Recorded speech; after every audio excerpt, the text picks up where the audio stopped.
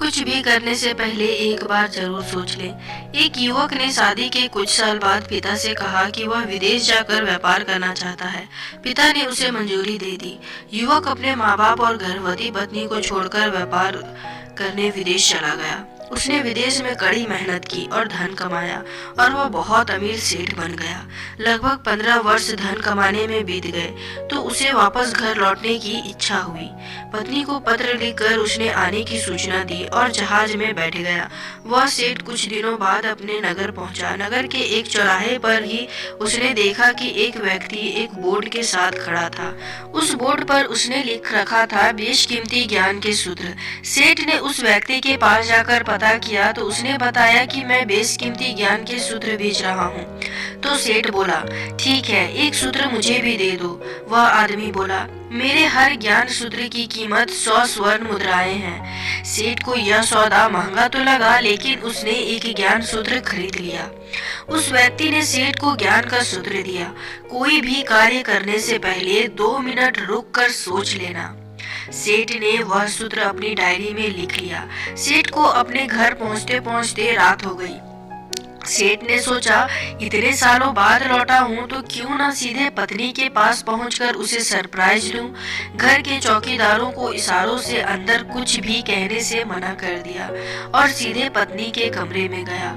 वहां का नजारा देखकर वह चौंक गया। उसने देखा कि उसकी पत्नी के साथ एक युवक सोया हुआ था। यह देखकर सेठ गुस्से से आग बबूला हो गया। सोचने लगा कि मैं परदेश में उसकी चिंता करता रहा और ये यहाँ किसी और के साथ। आज मैं इन दोनों को जिंदा नहीं छोड़ूंगा। वह गुस्से से अपनी तलवार निकालकर दोनों पर वार करने ही जा रहा था। इतने में उसे 100 स्वर्ण मुद्राओं के बदले जो ज्ञान सूत्र खरीदा था उसकी याद आ गई कि कुछ भी कार्य करने से पहले 2 मिनट सोच ले।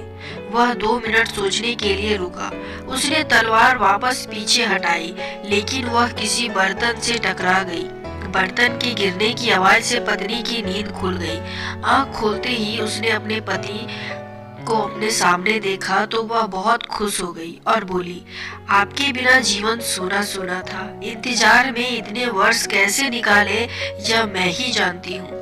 पत्नी ने इतना बोलकर पास सोए हुए युवक को उठाते हुए बोली, बेटा उठ जा, तेरे पिताजी आए हैं। युवक उठकर जैसे ही पिता को प्रणाम करने झुका तो माथे की पगड़ी सेठ के पैरों में गिर गई।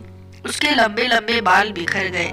सेठ की पत्नी ने कहा, यह आपकी बेटी है, इसके सम्मान को कोई आंच न आए, इसीलिए मैंने इसे बचपन से ही पुत्र के समान पालन पोषण और संस्कार दिए हैं। यह सुनकर सेठ की आंखों से आंसू की धारा बह निकली।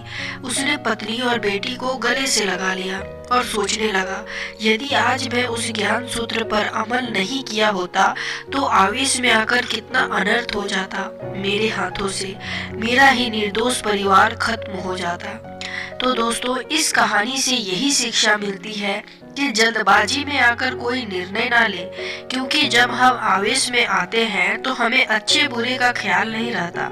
इसलिए गुस्सा होने की स्थिति में कोई भी निर्णय ना ले, कुछ देर रुके और दिमाग ठंडा होने दे और फिर सोचे कि क्या सही है क्या गलत है।